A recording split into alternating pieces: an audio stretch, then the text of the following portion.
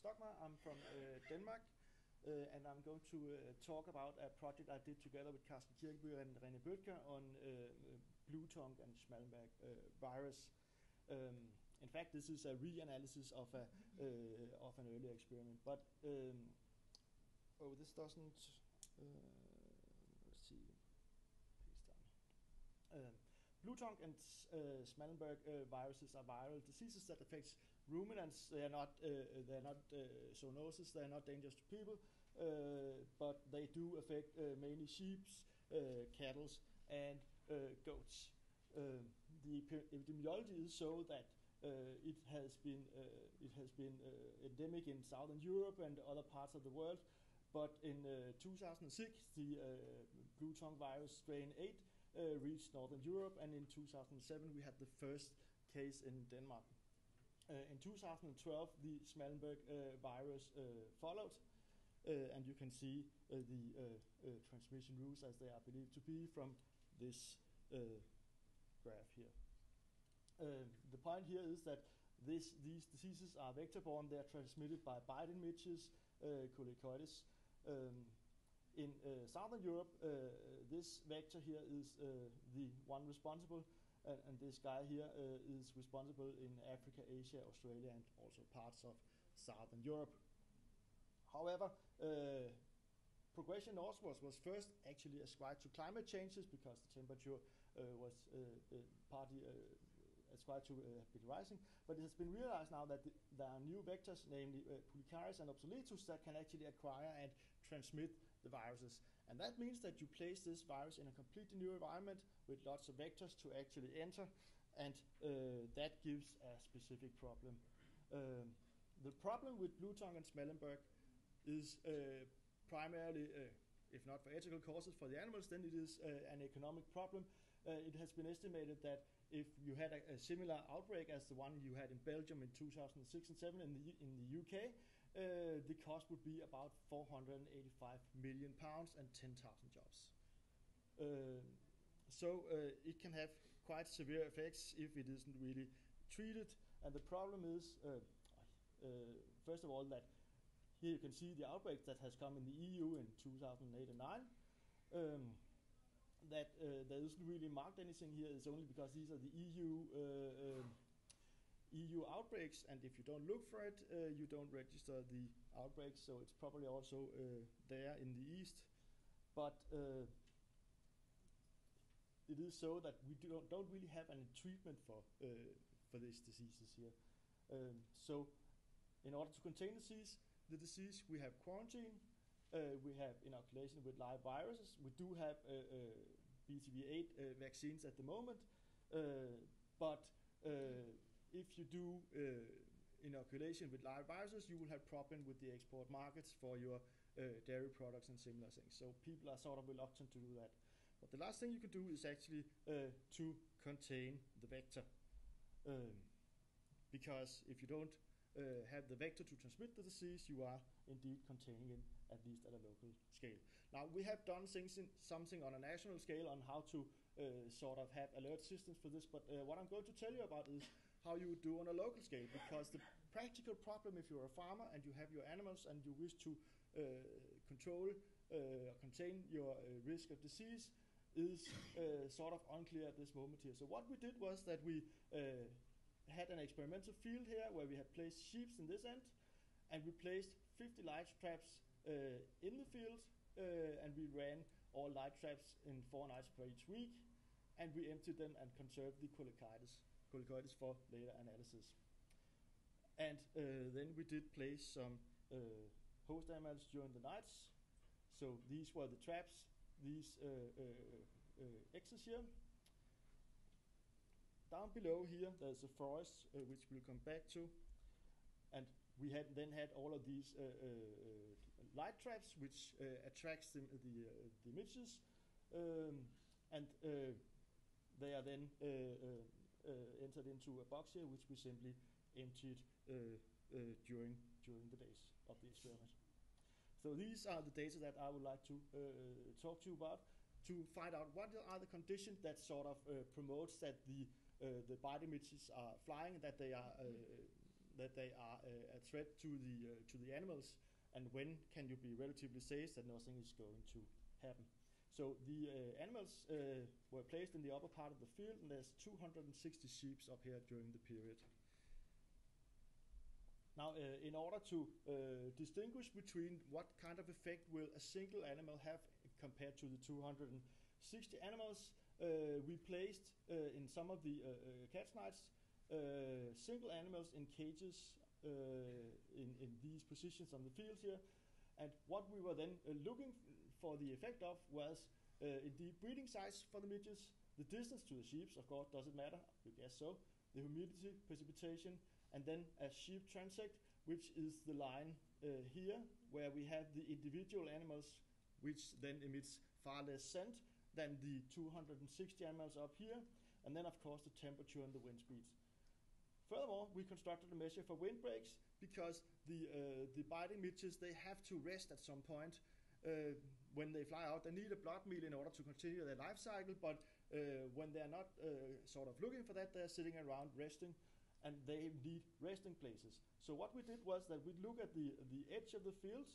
There are some edges here, and we took the angle for the wind direction at the current time, and calculated the sign of this, the numeric sign of this wind direction, and divided it with the distance to the actual trap here, here, here, or here, and then gather these 4 edges here as a measure of the windbreaks at the specific catch site.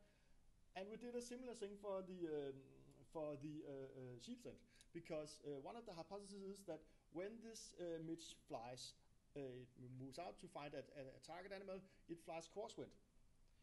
And it flies crosswinds until it picks up a scent, and the moment it picks up a scent, it flies upwind in order to go in the direction from where the scent is.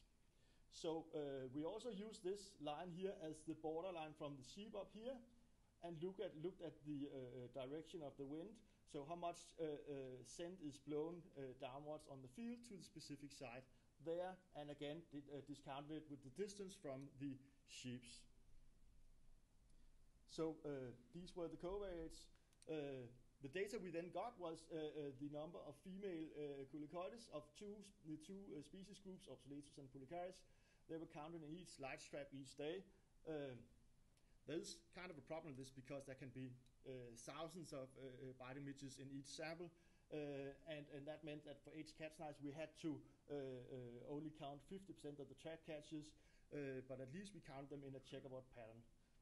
But all in all, it resulted in that we had 16 catch nights, 530 trap catches, and about 15,000 Pulicaris, and 4,500 Obsoletus catches.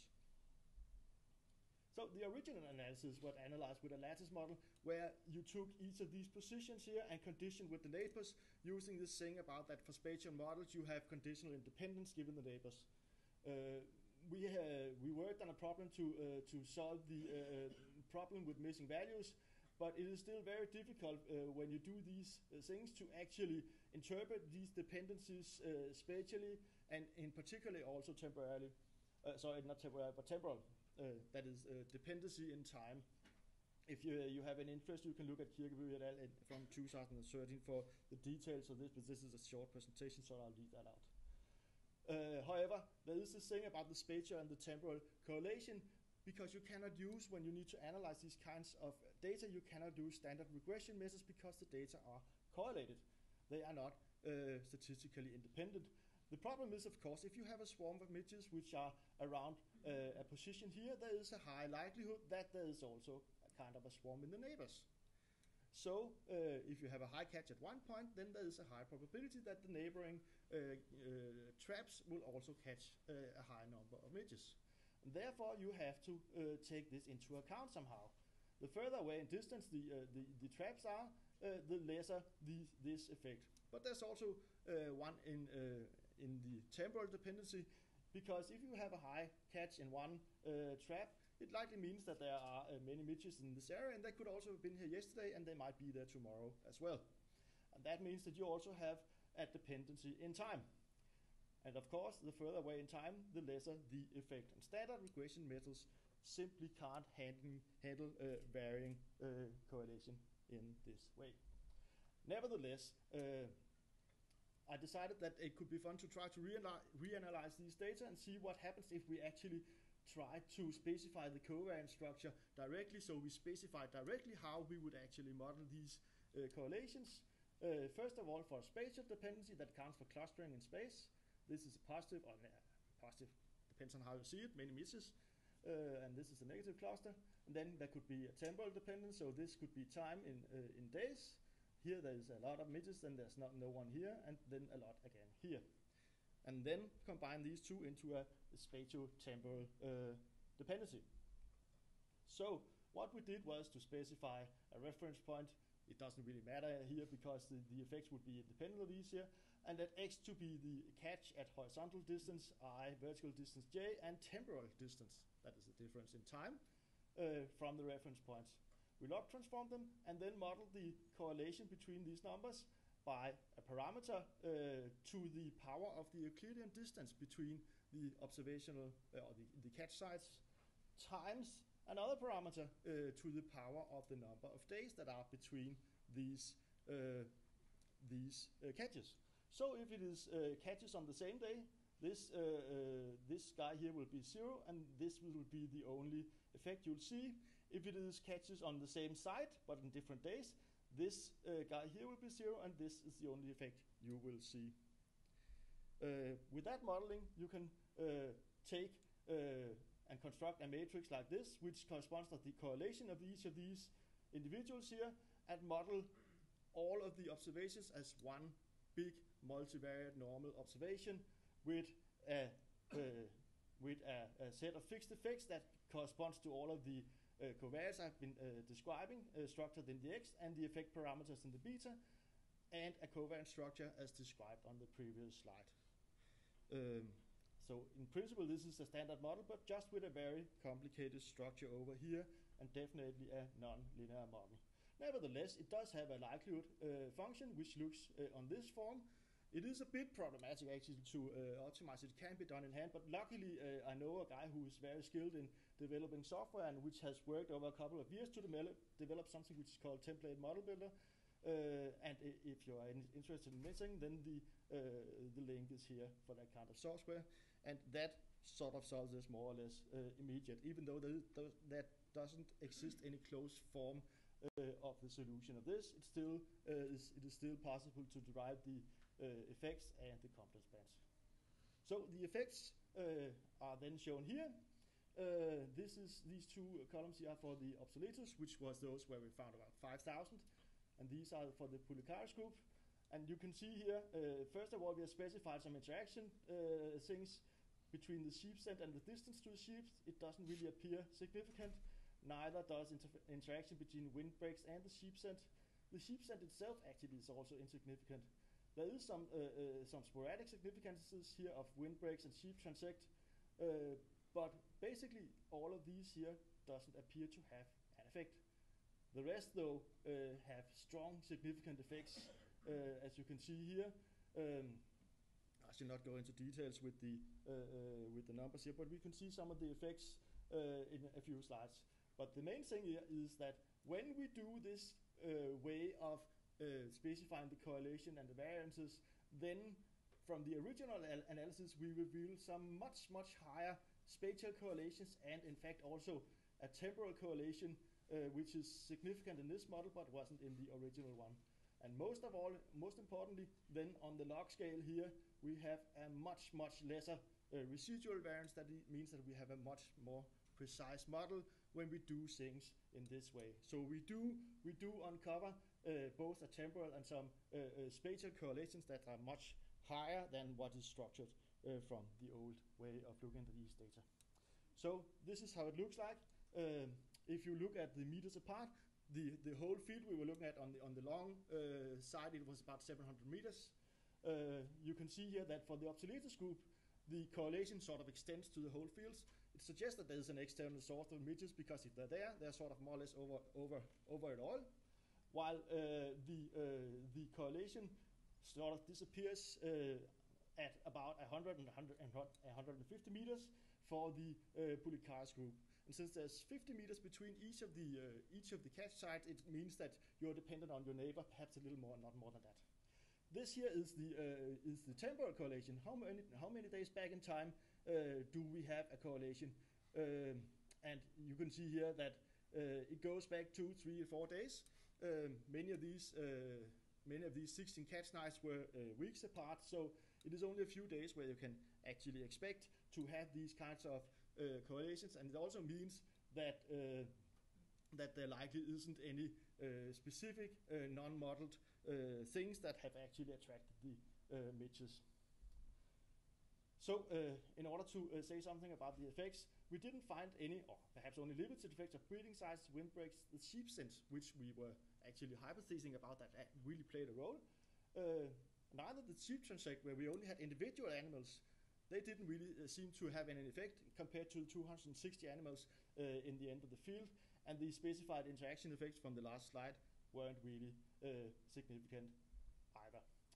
However, here are some of the significant effects. This is the distance to the sheeps, and you can see here there is a nonlinear effect, so the effect is highest when you are close to the sheeps, of course, but actually there's also something if you are at the end of the field where there is something that attracts them in the forest area from the other side.